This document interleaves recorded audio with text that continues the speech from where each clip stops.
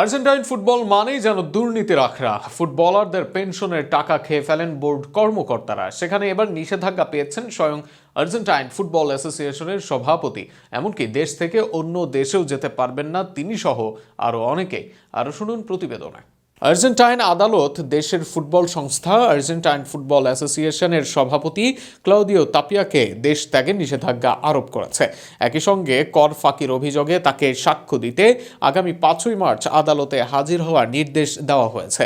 Argentine কর সংস্থা ARCA তাপিয়ার বিরুদ্ধে কর ফাঁকি দেওয়া এবং সামাজিক নিরাপত্তা তহবিলের অবৈধ ব্যবহার সংক্রান্ত অভিযোগ করেছে। এই ঘটনার গুরুত্ব বিবেচনায় AF-এর অন্যান্য কর্মকর্তাদের ক্ষেত্রেও দেশ ত্যাগে নিষেধাজ্ঞা আরোপ করা হয়েছে।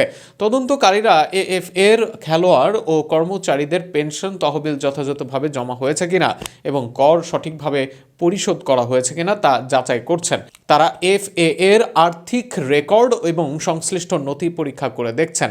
তাপিয়ার বিরুদ্ধে অভিযোগের পরিপ্রেক্ষিতে আর্জেন্টাইন পুলিশ গত বছরের ডিসেম্বরে AF-এর সদর দপ্তরে অভিযান চালিয়েছিল। অভিযানের সময় সংগৃহীত নথি এবং প্রমাণাদি নিয়ে AF-এর আর্থিক ও প্রশাসনিক কর্মকাণ্ডের বিস্তারিত তদন্ত শুরু হয়। AF-এর কর্মকর্তারা এখনো পর্যন্ত আনুষ্ঠানিকভাবে কোনো মন্তব্য করেননি। তবে আর্জেন্টাইন সংবাদ মাধ্যমের রিপোর্ট অনুযায়ী তাপিয়ার বিরুদ্ধে মামলা এবং দেশের কর সংস্থা এবং সামাজিক নিরাপত্তা সংক্রান্ত অভিযোগগুলো এখনও বিচারাধীন।